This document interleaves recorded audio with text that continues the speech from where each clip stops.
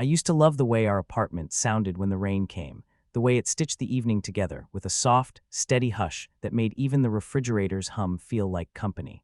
Tonight it only made the walls feel farther apart. The takeout sat between us in paper boxes, sesame chicken cooling into a sheen, rice clumping against cardboard, while the TV showed a documentary neither of us was truly watching. She scrolled her phone with her thumb tucked under her palm, like she was hiding the movement from herself, and I tried to pretend that idle scrolling was just boredom, not a secret with its own heartbeat. Long day? I asked, because it was the kind of question that keeps couples floating, even when the water has gone cold. She said, just meetings. Her eyes didn't lift, and the syllables felt pre-shrunken, factory-pressed words that come out the same every night, like shirts you never wear but can't throw away. I used to catalog her small gestures the way some people study maps, the way she smoothed her hair behind her ear when she was excited, the crooked smile she offered when she was about to tease. Lately, I'd been collecting different artifacts, how her laugh had a ceiling now, how the lamp on her side of the couch stayed off, how she started taking calls in the bedroom with the door almost, but not quite, closed.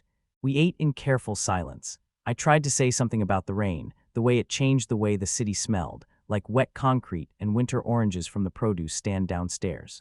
She nodded, said yes, and offered me a bite of broccoli like she was handing me a receipt. I watched the steam fade from the rice and thought of all the dinners that had once ended with us barefoot on the balcony, watching taxis smear light on the slick street, feeling like we were young and nobody could hear our secrets over the traffic. When the notification came, it was like a coin dropping on tile, small, significant, impossible to ignore. Her phone lit the underside of her jaw in sterile blue.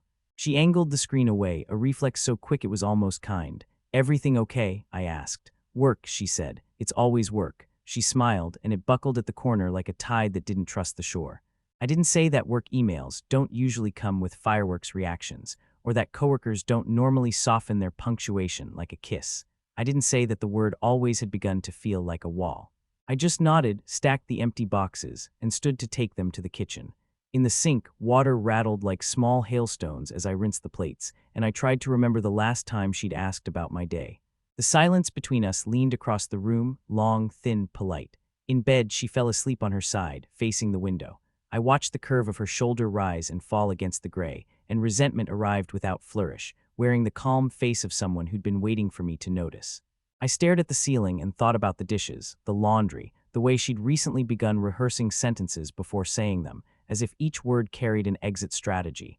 At 2:11 a.m., the apartment breathed differently.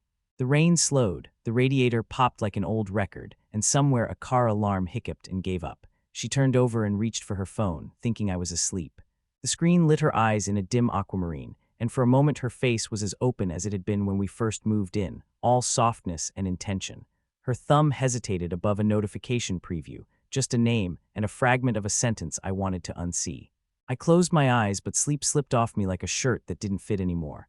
Morning came bleary and pale. The coffee sputtered, and she talked about meetings she couldn't reschedule, an errand that could not wait, a deadline that behaved like weather. Her voice was light, careful. She touched my forearm at the door, the kind of touch people learn in the aisle between frozen peas and almond milk, domestic, kind, transaction printed on skin. After she left, the apartment relaxed in a way that made my stomach knot. I stood where she'd just stood. The entry rug held two faint, wet boot prints shrinking into nothing. I poured the coffee into a mug she never uses, and I looked at her phone charger coiled beside the couch like a sleeping snake. The urge to know is not noble. It's needy and hungry, and it eats patience first. I didn't touch her phone. Instead, I touched everything else. The spoon with lipstick on the end from last night's gelato. The laundry basket where her favorite sweater nested on top like it didn't want to be folded. The yellow sticky note on the fridge with a number that wasn't a brand, or a bill, or any utility we shared. A number I didn't recognize, under a single initial. I told myself I was looking for reassurance. That if I pulled at the right thread, I'd find the whole thing was still intact. I called the number. I ended the call before it could ring. I called again. This time it went through. It rang twice. The third ring cut to silence and then a voice. Hey, warm, casual, awake in the way that someone is awake when they're expecting candy they shouldn't be eating. Sorry, I said. Wrong number. My chest tightened around those words. He said no problem, like he'd been interrupted in the middle of a joke he planned to tell later. I wrote the number down on the back of the sticky note and set it on the table like evidence no one had asked me to collect. The apartment felt like it had been rearranged 1 inch at a time while I slept. The chair by the window angled toward the street instead of the couch. the throw blanket folded too neatly. A hair tie under the coffee table that wasn't hers, or maybe it was. Maybe my memory was the thing that had shifted, slanting all the pictures and calling them crooked. That night, dinner didn't happen. She texted at 6:12, running late. Don't wait up at 9:40, it's crazy here. At 11:03, I'm exhausted, you okay? I sent back, yes. The 3 letters looked like cairns on a deserted trail. The next day I tried to do normal things. I answered emails like someone performing a part they no longer felt, folded towels until the corners matched, took out the trash, came back up the stairs and forgot the bag in my hand until it swung and hit my leg. The city outside kept making its steady, indifferent sounds, buses sighing, neighbors thudding shoes, rain switching to mist and then to nothing at all. On the 3rd night, I found the proof in the way people always do. By accident that didn't feel like an accident. A cab receipt curled in the pocket of her coat, glossy, damp from a forgotten napkin. The drop-off address wasn't the office, wasn't our building, wasn't any of the usual orbit. I Googled it and saw a block of apartments with balconies that looked like teeth. When she came home, she smelled like rain and something else, something faint and not ours. She set her bag down, her keys, her phone face down. She asked how my day had been and held my gaze for a heartbeat longer than usual, as if she were trying to remember how long honest people look at each other. I called the number, I said. The words misted between us like breath on glass. Her shoulders rose a fraction. She didn't ask which number, she didn't ask why. And, she said, as if waiting for the score to a game she hadn't admitted to playing. And nothing, I swallowed. It was a wrong number. Her eyes went soft in a way I hadn't seen in months, like someone who realizes a vase didn't break when it fell. Okay, she said, whisper-light. Okay. We both pretended to exhale. The room felt full of coat hangers. Later, when she reached for me in bed, her hand landed on my chest like a question she didn't expect an answer to. I stared at the dark until the dark stared back, and I thought about lawyers with patient voices and judges who ask if there's anything to hide. I thought about the word nothing and how heavy it can be, how it sits at the bottom of a sentence the way a coin sits at the bottom of a fountain. The next morning, she stood at the bathroom mirror, dabbing concealer under her eyes with quick, practiced taps. Her reflection looked at me and smiled. Big meeting, she said. Wish me luck. I watched the steam peel away from the glass, revealing and erasing us at once, and something in me let go of waiting. Before you go, I said, voice soft enough to pass for tender, tell me there's nothing I should know. She met my eyes in the mirror and held them for a long, medium-sized silence. Then she said it evenly, like a pledge. There is nothing to hide. On the way to the courthouse that afternoon, the rain returned, light and persistent, needling the windshield with the kind of patience only weather possesses. We weren't there for drama. Just paperwork mediation, words like amicable and separation, sighing in and out of rooms where fluorescent lights hummed like trapped bees. She spoke to the clerk, to the mediator, to me, each time with the composed confidence of someone who believes that calm is proof. There's nothing, she said again, when the mediator asked if there were other circumstances. Nothing to hide. When the judge finally asked for any disclosures, her voice didn't shake. She rested her palms on the table and looked straight ahead, a model of restraint and dignity, and said, Your Honor, I have nothing to hide. The room was cool, the air recycled, the carpet a muted pattern designed to be forgotten. The door on the left opened, and a man entered carrying a slim folder and a camera bag. The investigator did not look at me first. He looked at her. She didn't move, not even her fingers. But something in the room tightened, like a rope discovering its own knot. He placed the folder on the table without a sound. He opened it to the first photograph, face down, as if the paper itself were shy. He looked up and blinked slowly, almost apologetic. Ma'am, he said. She didn't answer. Her throat worked once, a swallow that you could mistake for composure if you weren't watching closely. The judge cleared his throat. The rain spooled down the window in thin cords, making the world outside look taller, farther, more untouchable. That night, the apartment felt like an afterimage. The shoes by the door looked like they belonged to people who had just left. The air smelled faintly of toner and rain, the courthouse tang crossing the threshold with us. She took a shower, water hitting tile with a relentless rhythm, and I sat at the kitchen table with my hands folded so tightly my knuckles looked unfamiliar. The folder with the photographs lay in the center like a small shoreline I couldn't cross. He, Evan, had a name now, printed in clean letters on the private investigator's report. He had a face cut out of public places.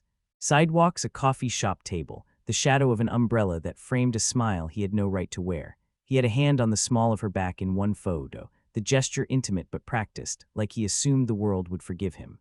Maybe it already had. She sat across from me with her hair still wet, pulled into a loose knot at the base of her neck, water beads catching the light the way dew holds morning. She reached for the folder like someone petting a sleeping animal. "It isn't what you think," she said, and to her credit, she didn't force the words to be more than they were. "What do I think?" My voice came out neutral, a tone borrowed from customer service. "That I have the names of the restaurants you lied about, and the nights you said you were at the office, and you were not." She flinched, not melodramatically, just a quiet recoil, a breath that didn't fully inflate. It was a mistake," she said, and her mouth twitched like a line pulled too tight. "Which part?" I asked. "The first lie or the 20th? The radiator hissed, and the apartment seemed to fold in on us. She looked at her hands as if they might contain instructions. "I thought I was lonely," she said finally, and then her eyes flicked up, searching my face for space to pull that word apart. "I felt like we were roommates." I kept waiting for the spark to come back, and when it didn't, I panicked. "You panicked into someone else," I said, not angry, more like a trained narrator reading a caption under a photograph. Outside, the traffic made a distant shushing sound, as if the city were trying to cover for us. She nodded once, a movement so small it might have been an eyelash falling. "I know. There's an argument people make about affairs, that they're not about sex, they're about attention, about feeling seen when life turns into a hallway of closed doors. I can understand the architecture of that argument without wanting to live inside it. The pictures were their own language, her bending toward him in a way she'd stopped bending toward me, the easy curve of trust in her shoulders. The patience in my own posture in a different photograph, taken through a cafe window, unknowing at a table newsprint away, while she made eye contact with a stranger the way you make eye contact with a mirror you still like. Sleep became a room I kept entering but never fully inhabiting. Nights elongated in that rubbery way time has when it stops cooperating. I woke to the smell of rain and the ghost of her shampoo and the throb of a silence that had the decency not to pretend it was anything else. I made coffee at 5 a.m., then again at 6, as if heat could keep loneliness from congealing. In the bottom drawer of the dresser, beneath old concert tees and socks that didn't match anyone anymore, I found a receipt for flowers, initials scrawled in a rush. The florist had stamped a tiny petal on the paper, a small, pretty cruelty. A week after that, I discovered the notation in her planner that wasn't an event but looked like one. 2:30 breathe. Something in me softened horribly at that. The self-help mercy of someone scheduling lungs. I started running in the mornings. The city at that hour wears a softer face, delivery trucks, the bakery on the corner exhaling sugar, a dog walker whispering apology to trash can rudely investigated. My feet found a rhythm on wet sidewalks, breath-counting steps, mind washing and rinsing the same two bright images. The world didn't care. That felt oddly kind. One morning, I turned onto a narrower street and saw him. Not in a photograph, but in moving life, Evan, with a paper cup and a folded umbrella, pausing under a scaffold to answer his phone. He smiled, the small private kind meant for a particular ear. For a second, I considered walking straight to him, putting all the careful neutrality into a single sentence. What sentence? Nothing I could say would surprise him. Men like him are born expecting the world to nod and move aside. He didn't see me. I kept running. My lungs burned, and there was a sourness at the back of my throat that tasted like unasked questions. I wanted to know if he knew how she slept, if he had noticed the way she touched the inside of her wrist when she was lying. I wanted to know if he liked rain. I wanted to know if he would be there when she cleaned out her side of the closet. Back home, the apartment felt like a hotel room after checkout, tidy, empty, soft echoes in drawers. She had started to stay at her sister's some nights. She left a note, "We need space to be kind." I picked it up and put it back down because the paper remembered where it had been. The mediator called. Words like equitable distribution and temporary orders arrived in calm paragraphs. We sat at the dining table, while a neutral voice on speaker walked us through dissolving a life like a recipe in reverse. She kept her hands folded, knuckles pale, listening carefully. At one point she said, "Yes, transparency matters," with the careful emphasis of someone choosing the right answer on a test. When the call ended, she looked at me and said, "I never wanted to hurt you. It's the truest falsehood in the world. No one wants the blood, but they want the cut." I nodded and said, "I know." The truth had too much weight to throw. I boxed up the framed photos from vacations, her hair lifted by a shore wind, my sunglasses reflecting a sky that didn't look like this one. The frames clinked softly against cardboard, a sound like ice thinking about melting. Under a stack of cookbooks, I found the Polaroid from our first night in this place, both of us a little blurry, rain on the window making the lights look like they were shaking. That night, she texted late. "Can I come by tomorrow to talk?" I stared at the screen until the blue light felt like weather. I typed yes, then I deleted it, then I typed it again. Then I set the phone down and watched the ceiling and tried to listen for the older version of me, the one who believed in clean lines and honest answers. In the morning, the apartment sat in a gray that felt almost merciful. The kettle whistled, and I poured water over grounds, the smell of coffee a small anchor in a wind that didn't announce itself. When she knocked, I opened the door, and the softness in her eyes cut me in a new place. She stood there in a sweater the color of overcast, hair braided like a promise. "I'm not here to ask you to forgive me," she said, and for a heartbeat I wanted to thank her for the precision. "I'm here to tell you I ended it." Her hands were bare, fingers twisting themselves into halves and letting go.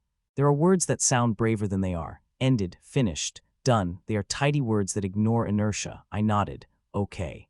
She sank into the chair by the window, the one that had turned toward the street in those months I didn't notice. She looked out through the glass, at the rain beginning again like a memory practicing. "He made me feel like the version of myself I missed," she said softly, "the one who didn't worry about the groceries or the budget or how tired I sounded." "And now?" I asked. "Now I feel like a stranger in my own skin." She laughed, a small brittle sound. "I told the judge I had nothing to hide because I thought if I said it enough, it would become true." Silence stretched, not cruel, just exact. Somewhere below, a truck backed up and the beep beep beep measured out our quiet. She turned, eyes bright with something that wasn't tears but carried the same shape. "Can we?" she started and stopped. The kettle hissed on the stove. I'd forgotten to turn it off. I moved to it, hand finding the knob by memory, and the room's sound shifted. On the table, the folder with the photographs lay closed, but I could feel its presence like a heavy book at the foot of the bed. I reached for 2 mugs, and when I set one in front of her, her fingers brushed mine, an old reflex without a current to power it. "Can we try again?" she asked finally, voice thin around the weight of the question. She didn't say rebuild, she didn't say erase. She said try, because try is both hope and a hedge. Outside, the rain turned steady, lines of water pulling the city down into a softer shape. Inside, the radiator clicked and settled.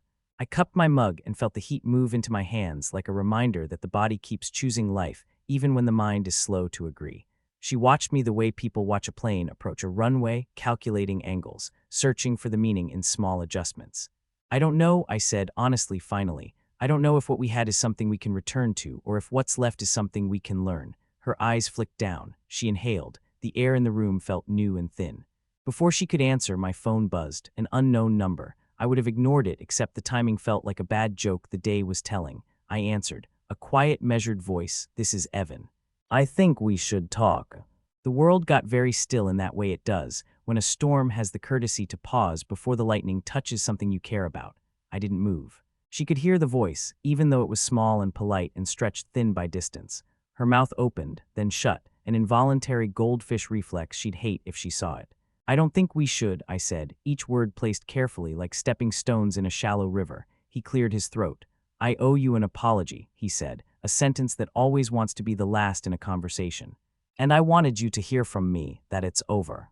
"I already heard," I said. "Right," he said. "Right." A pause, and then, "It wasn't what I wanted to happen, but I should have respected." He didn't finish the sentence. He let the sentence trail off into the cupped hands of his intention. "Thank you," I said, because my mother raised me into good manners, and because angry words felt like they'd stain the room for longer than he'd deserve. "Please don't call again." I hung up. The sound of the heater filled the small pockets the conversation had hollowed out. She looked at me, eyes wide with a kind of quiet panic, but not for him, for the way each decision narrows the next. "I didn't ask him to call," she said. "I know," I said, and I did. He was the type to tidy his conscience and leave the mess under someone else's sink. We sat facing each other, 2 people who used to share a choreography now standing on different stages. She folded and unfolded the hem of her sleeve. "I came back because I realized the way I left wasn't about the truth," she said. "It was about avoiding the part where I have to see what I did to you." "You're seeing it," I said, not unkindly. She nodded, and for a second her face collapsed into the kind of grief that doesn't look pretty, the kind that isn't performative, and I didn't know what to do with the part of me that wanted to comfort her, because I am who I am. "I keep replaying that line," she said, voice very small. "I have nothing to hide." I could hear myself say it like I was listening to someone else. I thought if I said it with enough spine, the lie would turn into a doorway. "It turned into a wall," I said. She smiled, a quick, helpless thing. "Yes." We walked from room to room, not to inventory things, but to inhabit the spaces we used to share without narrating them. The bedroom, where the indentation on my side of the bed had deepened into a small valley. The bathroom, where the mirror still held the ghost of her face in steam. The kitchen where two mugs sat like bookends on a sentence we hadn't written. We didn't touch. We didn't avoid touching.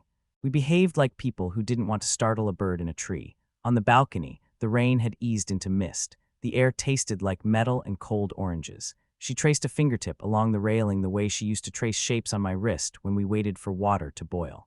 I loved you, she said, past tense pressed like a bruise.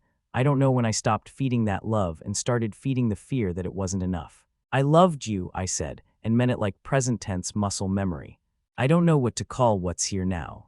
She turned to face me, no mascara, no stage lighting, just her face, the one that learned my laugh and my anger and my silence.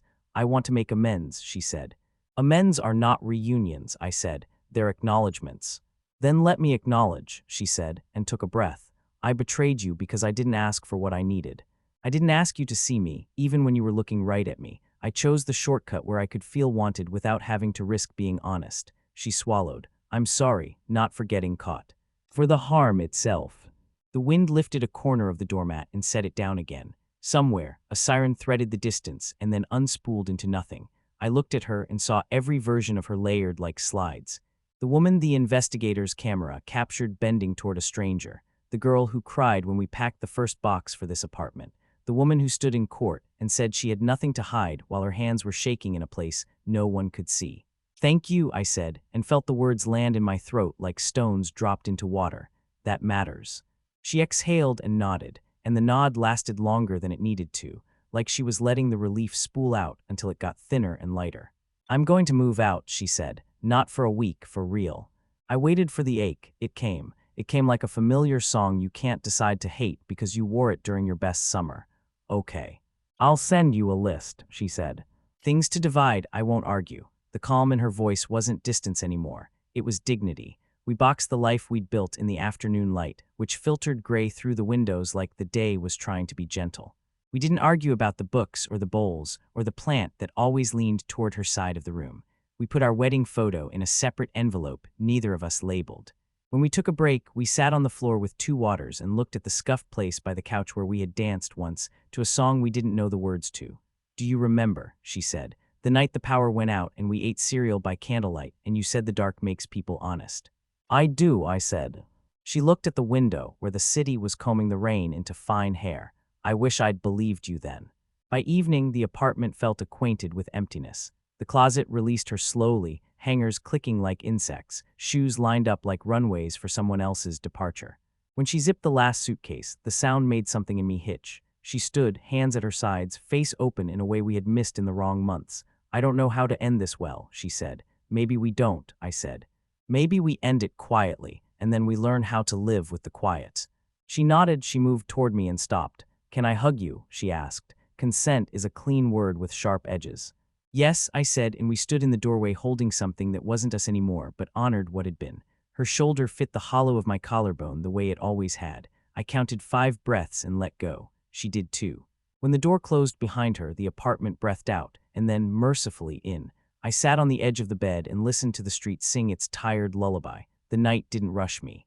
It opened like a slow curtain on a stage where nobody clapped. The phone buzzed. A text from an unknown number, then another. Apologies stack awkwardly. I turned the phone face down and lay back. The ceiling looked like a blank page in a book I hadn't agreed to write. The rain returned, light, patient, a fingertip on a window. It sounded almost like forgiveness. Almost. Morning has a particular mercy when you've been emptied. It arrives whether you invited it or not, light folding itself over the city like a thin blanket draped by a tired friend. The quiet in the apartment wasn't accusatory. It was spacious, like the first breath after you stop bracing. The coffee tasted sharper. The chair by the window had turned back toward the room. The plant leaned for no one. I walked barefoot on the same path I'd worn into the rug and felt the cool points of the weave press small hellos into my skin. The radiator whispered. A neighbor's kettle shrieked and then apologized. Somewhere far off, a bus exhaled. The rain had run out during the night and left the streets rinsed, their usual grime recalibrated into something like clean. I made 2 slices of toast and only buttered 1. Old muscle memory reached for a second plate and then stopped, and the sadness that followed was so ordinary it was almost sweet. We had returned to the small rituals we'd both abandoned, noticing. Halfway through the second cup of coffee, I took the folder from the drawer and set it on the table. I opened it, because objects lose their power when you stop making them sacred. The photographs had become exactly what they were, paper bearing someone else's idea of permanence. Her face was her face, yes, but the context I'd loaded it with had drained away, like water leaving a basin, until the porcelain just looked like porcelain again. I slid the pictures back into the sleeve and wrote across the top in a pen that sometimes skips, closed. Then I put the folder in the bottom of the box marked documents and sealed it with a piece of tape that didn't quite reach the edge. Imperfect seals keep us honest. Around noon, the sun found a chink in the cloud cover and laid a stripe of light across the kitchen floor. Dust lifted and drifted like an unhurried parade. I stood in it and lifted my hands and felt ridiculous and then unaccountably relieved. When grief is right-sized, it becomes less about theatrical lament and more about kindly maintenance. Clean the counter, take out the trash, call your friend back. I called Liam, who had watched the past months with the patience of someone who knows where the exits are. He answered on the second ring. Walk, he asked. We walked. The park was a catalog of small, not quite victories. Dogs learning to heel, a child in a red coat insisting on steering a scooter through a puddle, an old man on a bench feeding bread to birds that didn't care about carbs. Liam didn't ask for salacious details. He asked how the apartment felt at night, whether I was eating food that required heat, if the mornings seemed longer or kinder. Both, I said. Longer and kinder. That tracks, he said, and handed me a clementine from his pocket like we were 7 again, and the world could be solved with fruit. On the way home, I passed the florist with the tiny stamped petal on the receipts. I went inside and bought nothing expensive, just eucalyptus and a handful of white chrysanthemums. The woman behind the counter wrapped them in brown paper and tied them with a string, and when I put the bouquet in a glass on the table, the room smelled faintly of clean forests and funerals. Both felt right. The judge signed the temporary order that afternoon with the routine grace of someone whose job is to codify endings. The email sat in my inbox with words like effective and pursuant, and until further order, and I felt the world shift one click closer to whatever comes next. She texted in the evening. I moved the last box, thank you for earlier, for the hug. I stared at it and then wrote, take care. It looked cold, it wasn't, it was true. After sunset, the apartment settled into a deep, honest quiet. I turned off the lamp and let the city do the lighting, sodium glow from the street, the pale triangle of a neighbor's TV against a wall. I thought about forgiveness the way you think about a road you might take in spring. It isn't a place you arrive and purchase postcards, it's a direction, and sometimes walking in it is just not turning back. I took her wedding band from the dish by the sink where she had left it weeks ago without ceremony. The metal was cool and obedient. I closed my hand around it and stood at the window where the morning light had once caught her hair like a blessing. I didn't cry. I had done my crying elsewhere, at more inconvenient hours, into coffee filters and towels, in the aisle with the almond milk. On the balcony, the air felt rinsed and ready. I opened my hand and stared at the ring. It was not a promise anymore. It was a circle with history. I didn't toss it. I didn't cling to it. I set it on the railing and watched the city breathe, the slow heave of buildings pretending to be still. A neighbor a floor above laughed at something I couldn't hear. A cab honked. The smell of someone's dinner, garlic and oil and maybe tomatoes, drifted up like a reminder that life has the decency to keep doing what it does. I went back inside and wrote 3 sentences in a notebook I had avoided because blank pages can be accusatory. I let her go. I forgive what I can. I'll forgive the rest slowly. When I turned off the light, the dark was not empty.